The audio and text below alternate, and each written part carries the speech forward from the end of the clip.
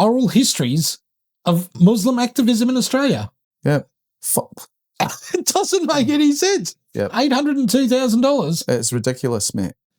G'day, everyone. Welcome to the Bothy. I'm Chris. G'day, I'm Al. We're going to talk about crazy stuff today, mate. It's insane. It is. It's absolutely ridiculous. This was something presented as part of the Liberal election campaign, but it never really got much. No, I don't remember hearing anything about it. No. The Menzies Research Centre did a report called Stop the Bloat earlier this year. So our answer to Doge? Yeah, right. Pretty much. And it listed a whole lot of grants that the government have given out. So we thought we'd touch on some of those grants. Sure. Sounds good. We're going to have to do it over a few episodes, though. Too many. Too many to go through, mate. So just to put it into perspective, the governments, both federal and state, spend $125 billion a year on grants. Right. And a lot of those grants are worthwhile. Yeah. That's not what we're so saying. Like sports clubs and childcare centres. Childcares, yeah. Yeah, exactly right. The federal government spend about $38 billion a year on grants, and that's where some of these come from. Right. All right. The grants we're going to talk about over the next few episodes tally around $65 million. So that'll give you an idea of how much money is going to these sorts of grants. Yeah.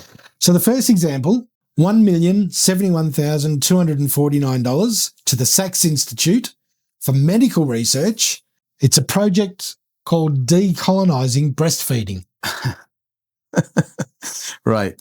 Now, you got to explain what that means. Well, it prioritises teaching First Nations women how to breastfeed in a way that is acceptable in their culture. All right. So don't they do it very much? They do. It's like, what is the percentage of First Nations women that breastfeed their children? 87%. Well, that seems like quite a lot. It is quite high. And let me add, what is the percentage of Australians, other than First Nations, that breastfeed their babies? It is higher. It's 90%. 3%. So was it $1 million? Yeah. On a 3% difference? Yeah. It seems worthwhile. The $1 million is to come up with a plan to have First Nations people teaching First Nations people how to breastfeed. Well, 87% of them are already doing it. Yeah. And it's quite natural. Yeah. Quite instinctive. But then a lot of women find it difficult to breastfeed and it's painful. Yes. So and then they don't. They don't do it. Yeah. And there is an alternative. There is. Which is the bottle. Yeah. During the 70s, my mum was told that breastfeeding your baby and having bottled milk is just the same. No difference. Now we know. Now we know that's quite the shite. Yeah. But that's what my mum was told. Yeah. And she never breastfed us. Mm-hmm. I think that's why I'm bald. And short. And ugly. That could be the same as modern day myths like the COVID vaccine won't hurt you. Anyway, we're going to get right off track. We don't know that path. Mm. So, I mean, you take $1 million. If you gave that $1 million to Second Bite, which is a charity that prepares food for the homeless, and they take food from restaurants. But that sounds like a worthwhile thing. Yeah. They could get, with $1 million, they reckon they could provide 5 million meals. The problem there is those government officials won't be ticking any boxes there, will they? No. So if you're not ticking those boxes that they need to tick. No grant? No grant. Yeah. We could be doing far better things with $1 million. You're not wrong. That study. Yeah. Example number 2, a little bit less, $987,000, so, 423. Not far off $1 million. Pretty much $1 million. Yeah. This has gone to the University of New South Wales. So far, so good. Health and Medical Research Project. Sounds good. To develop a model for transgender care in prisons. It was going so well. It was going so well up until that point. Let me ask you a question. Uh-huh. How many women have transitioned into males and gone to a male jail? I would think very little or zero. Almost zero. Yeah. On the flip side of that, how many men have transitioned into women and asked to be placed in female jails? As many as could be possibly put in. Yeah. but still not that many. There's no doubt it has happened. Yeah. We're not talking about tens of thousands. No. Or thousands. I wouldn't have thought so. Or even hundreds. No. This project will develop and evaluate a comprehensive model for care for trans and gender diverse people so that their health, well-being and safety is the first priority. Oh, okay. Isn't jail punishment? Oh, I thought it was, but maybe not. Maybe not. $1 million. Yeah. Sounds good. That $1 million could have gone to keeping the homeless warm this winter. Or feeding another, or making another just under 5 million meals. Yeah. That would have fed the homeless for over a month. Now, that's 2 months we got covered. Now, tell me, how many homeless does the Bureau of Statistics say are living in Australia at the moment? 122,000. 122,000. Of that, I believe there is over 5,000 living in a vehicle of some sort. That is ridiculous. We're not a third world country. No. We're not even a... Well, not yet. Well, we're a first world country. Yeah, we are. And yet, we're putting money into things like this so that bureaucrats can tick freaking boxes and pat themselves on the back and feel good about themselves. Yeah. While we have people going hungry, families that are homeless, and we're putting money into this shit. Yeah, I agree. You ready for the third example? Yep. Sure. Can it be any worse? Yep. 802,000. So this one's broken down into 4 years. So it's $200,500 per year. I won't say the person's name. Going to a well-known too, anti-Israel activist. It's a humanities, arts and social sciences research grant. Right. To study Arab Muslim social movements since the 1970s, a hidden history. And this person is going to take, I've got to read it because I'm trying not to get too end up about it. They're going to take oral histories and rare archives from the 1970s of Arab activism in Australia. Why?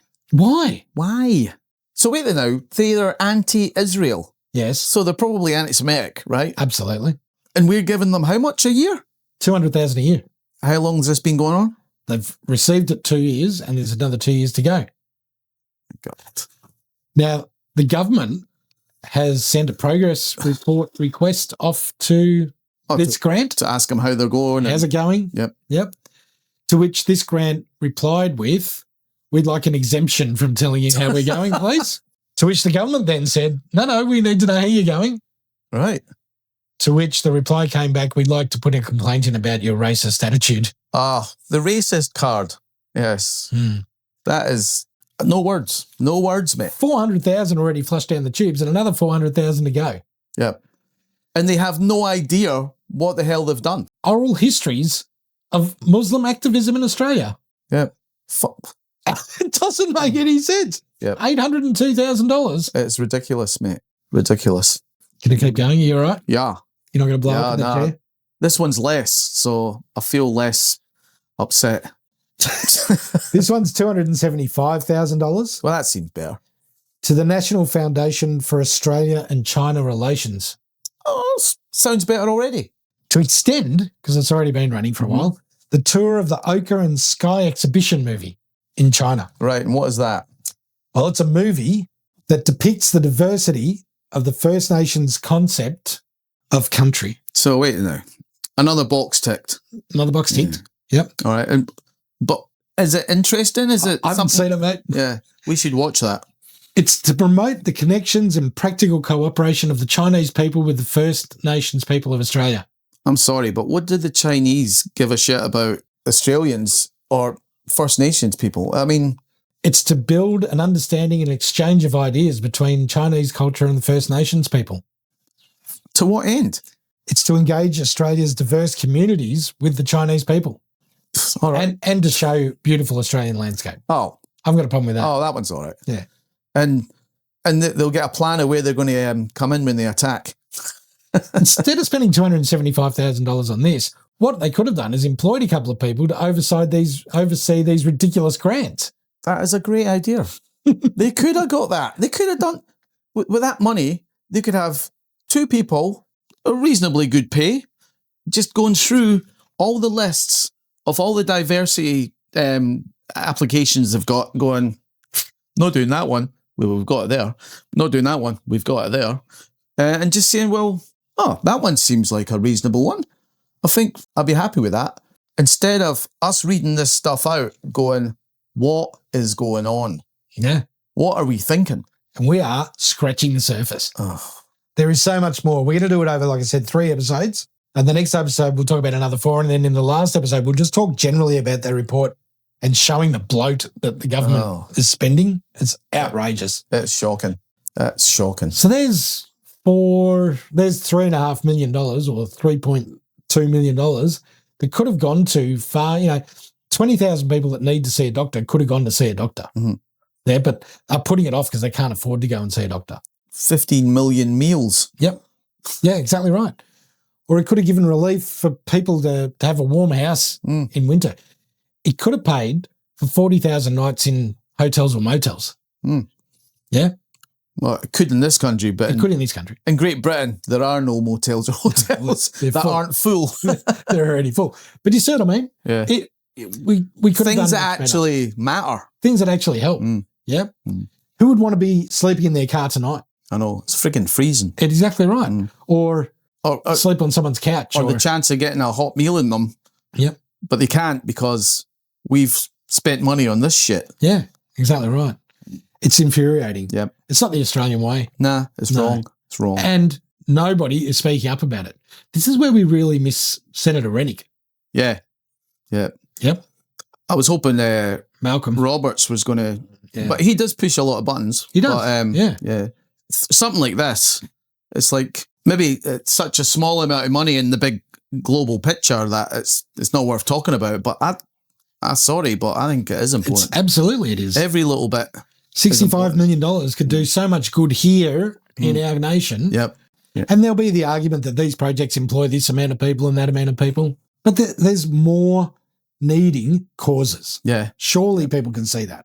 Yep. Definitely. Yep. Definitely. Yep. So let us know what you think, people. This is part 1. Part 2 and 3 are to come. We're interested to see what people think. Yep. All right, guys. Have a good one. See ya. See you later.